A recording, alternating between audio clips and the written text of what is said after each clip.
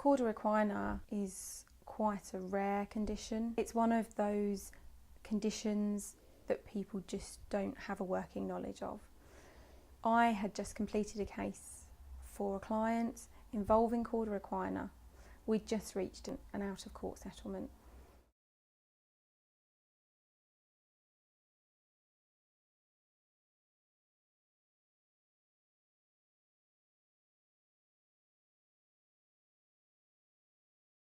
My life before my illness was completely different. A different person altogether, really.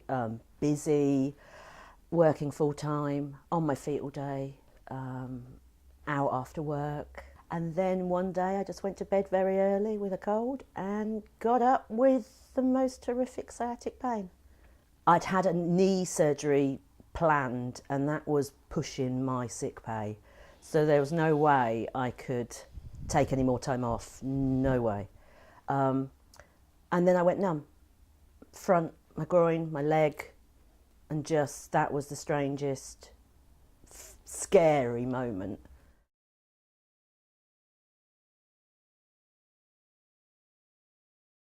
So I first went to the GPs straight from work. I crawled in there literally and draped myself over his chair.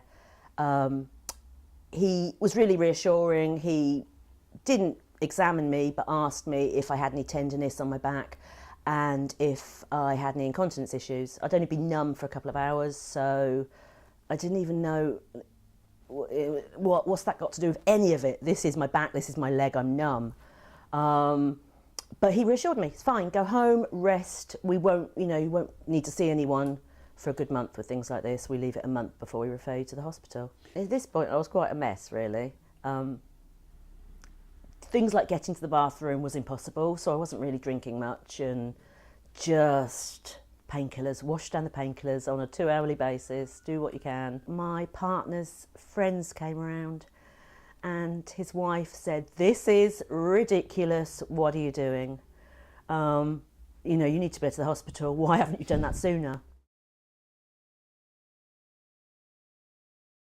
It was such a white knuckle ride of pain and just a blur really of how bad it was. I remember going on a trolley, asked a few questions, bit of an examination, and classic sciatica. There was no concern from their part that this is something I should keep an eye on or what to look out for, and I just went home.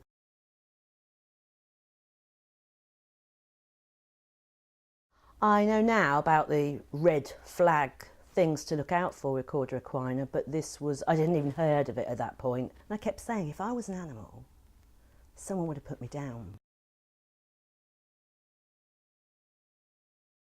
One of the consultants who was doing his day in the private hospital and showed him, and he said, "I'll operate in the morning." So after the surgery, I can remember having a very bad night. I was very angry. This is when I discovered that I'm not going to get the feeling back. It was too much damage was done by the time, for the length of time I was numb.